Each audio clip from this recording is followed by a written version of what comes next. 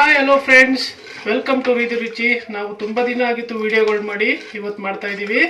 ನಾವಿವತ್ತು ಸ್ಪೆಷಲ್ ಏನಪ್ಪ ಅಂತಂದರೆ ವೆಜಿಟೇಬಲ್ ಬಿರಿಯಾನಿ ಹೇಗೆ ಮಾಡೋದು ಅಂತ ಹೇಳ್ಕೊಡ್ತಾ ಇದ್ದೀವಿ. ಅದಕ್ಕೂ ಮುಂಚೆ ನೀವು ಇನ್ನೂ ನಮ್ಮ ಚಾನಲ್ಗೆ ಸಬ್ಸ್ಕ್ರೈಬ್ ಮಾಡಿಲ್ಲ ಅಂದರೆ ದಯವಿಟ್ಟು ಸಬ್ಸ್ಕ್ರೈಬ್ ಮಾಡಿ, ಹಾಗೆ ಬೆಲ್ ಐಕಾನ್ ಕೂಡ ಕ್ಲಿಕ್ ಮಾಡಿ.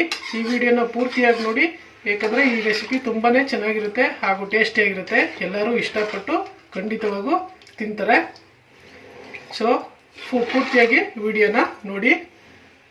ಅದಕ್ಕೆ ಬೇಕಾಗಿರೋಂಥ ಇಂಗ್ರೀಡಿಯೆಂಟ್ಸ್ನ ನೋಡೋಣ ಫ್ರೆಂಡ್ಸ್.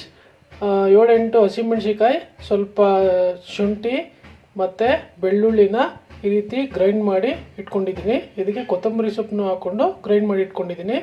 ಮತ್ತು ಅರ್ಧ ಹೋಳಷ್ಟು ನಿಂಬೆ ಹುಳಿ, 3 ಟೇಬಲ್ ಸ್ಪೂನು ಎಣ್ಣೆ, ಮತ್ತು ಅರ್ಧ ಕಪ್ಪಷ್ಟು ಮೊಸರು, 1 ದಪ್ಪ ಸೈಜ್ದು ಟೊಮೊಟೊ ಹಚ್ಚಿಟ್ಕೊಂಡಿದ್ದೀನಿ, 1/4 ಟೇಬಲ್ ಸ್ಪೂನು ಅಡುಗೆ ಅರಿಶಿನ, ಗರಂ ಮಸಾಲ ಅರ್ಧ ಟೇಬಲ್ ಸ್ಪೂನು, 1 ಟೇಬಲ್ ಸ್ಪೂನು ಮೆಣಸಿಕಾಯಿ ಪುಡಿ, 1 ಟೇಬಲ್ ಸ್ಪೂನು ಧನಿಯಾ ಪುಡಿ, ಮತ್ತು ಆಲೂಗೆಡ್ಡೆ, ಕ್ಯಾರೆಟು, ಸ್ವಲ್ಪ ಬೀನ್ಸನ್ನು ಹಚ್ಚಿಟ್ಕೊಂಡಿದ್ದೀನಿ.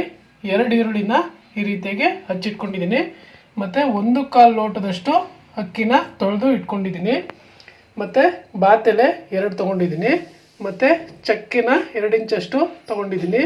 2 ಮರಾಠಿ ಮೊಗ್ಗು, 2 ಏಲಕ್ಕಿ ಮತ್ತು 4 ಲವಂಗನ ಎತ್ತಿಟ್ಕೊಂಡಿದ್ದೀನಿ. ಮತ್ತು ರುಚಿಗೆ ತಕ್ಕಷ್ಟು ಉಪ್ಪನ್ನು ಹಾಕೋಬೇಕು. ಈಗ ಮಾಡೋ ವಿಧಾನ ನೋಡೋಣ ಫ್ರೆಂಡ್ಸ್. ಒಂದು ಕುಕ್ಕರ್ ಇಟ್ಟು ಅದು ಸ್ವಲ್ಪ ಕಾದ ನಂತರ ಅದಕ್ಕೆ ಎಣ್ಣೆನ ಹಾಕ್ಕೊಳ್ಳಿ.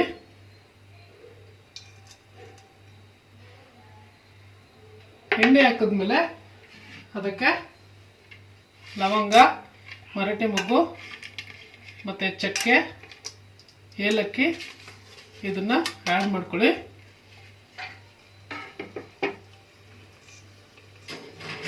ಆ್ಯಡ್ ಮಾಡಿಕೊಂಡು ಅದನ್ನು ಸ್ವಲ್ಪ ಈ ರೀತಿ ಒಂದೊಂದು ಈ ರೀತಿ ಫ್ರೈ ಮಾಡಿ.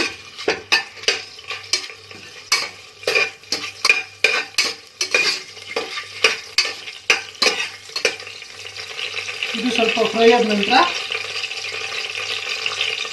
ಅದಕ್ಕೆ ಈರುಳ್ಳಿನ ಹಾಕ್ಕೊಳ್ಳಿ.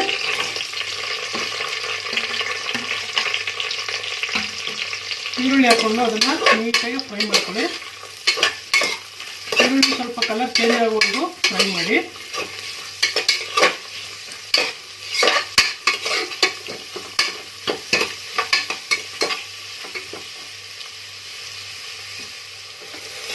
ಸೊ ಫ್ರೆಂಡ್ಸ್, ಈಗ ಈರುಳ್ಳಿ ಸ್ವಲ್ಪ ಫ್ರೈ ಆಗಿದೆ. ಈಗ ಇದಕ್ಕೆ ಟೊಮೊಟೊನ ಆ್ಯಡ್ ಮಾಡ್ಕೊಳ್ಳೋಣ.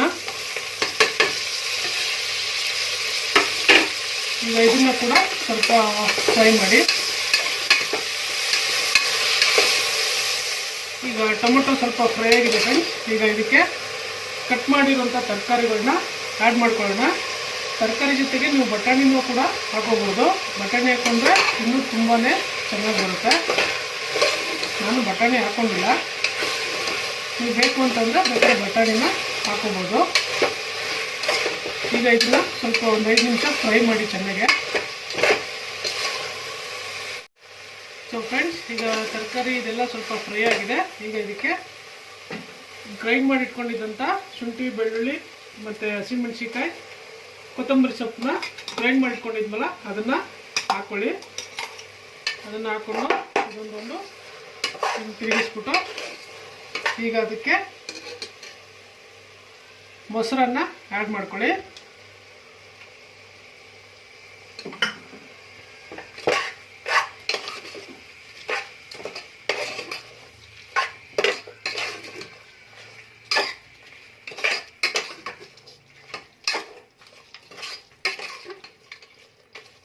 ಇದಾದ್ಮೇಲೆ ಇದಕ್ಕೆ ನಿಂಬೆ ಹುಳಿನ ಈ ರೀತಿ ಹಾಕ್ಕೊಳ್ಳಿ.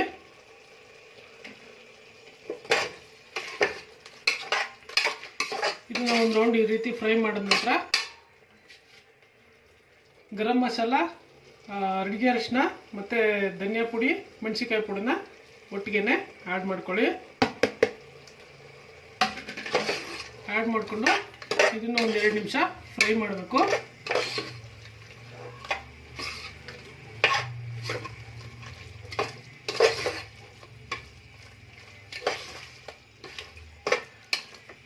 ಸೊ ಫ್ರೆಂಡ್ಸ್, ಈಗ ಇದೆಲ್ಲ ಫ್ರೈ ಆಯಿತು ಸ್ವಲ್ಪ.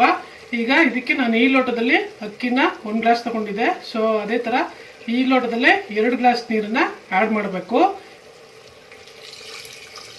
ನೀವು ಯಾವುದ್ರಲ್ಲಿ ಅಳತೆ ತೊಗೊಂಡಿರ್ತೀರೋ ಅದೇ ಅಳತೆಯಲ್ಲಿ ಹಾಕೋಬೇಕಾಗುತ್ತೆ. ನಾನು 1 ಗ್ಲಾಸ್ ಅಕ್ಕಿ ತಗೊಂಡಿದ್ದೆ, 2 ಗ್ಲಾಸ್ ನೀರನ್ನು ಹಾಕೋತೀನಿ. ಸೊ ಫ್ರೆಂಡ್ಸ್, ಈಗ ನೀರು ಹಾಕಾಯ್ತು. ಈಗ ಇದಕ್ಕೆ ರುಚಿಗೆ ತಕ್ಕಷ್ಟು ಉಪ್ಪನ್ನು ಆ್ಯಡ್ ಮಾಡ್ಕೊಳ್ಳೋಣ. ನಿಮ್ಗೆ ಎಷ್ಟು ರುಚಿಯಾಗಿ ಬೇಕೋ ಅಷ್ಟಿಗೆ ಹಾಕೊಳ್ಳಿ. ಹಾಕಾದ ನಂತರ ಮತ್ತೆ ಈ ರೀತಿ ಒಂದು ಕಲಸಾದ್ಮೇಲೆ ಇದಕ್ಕೆ ಅಕ್ಕಿನ ಹಾಕೊಳ್ಳಿ. ತೊಳೆದಿಟ್ಕೊಂಡಿದ್ರಲ್ಲ ಆ ಅಕ್ಕಿನ ಇದಕ್ಕೆ ಆ್ಯಡ್ ಮಾಡ್ಕೋಬೇಕು.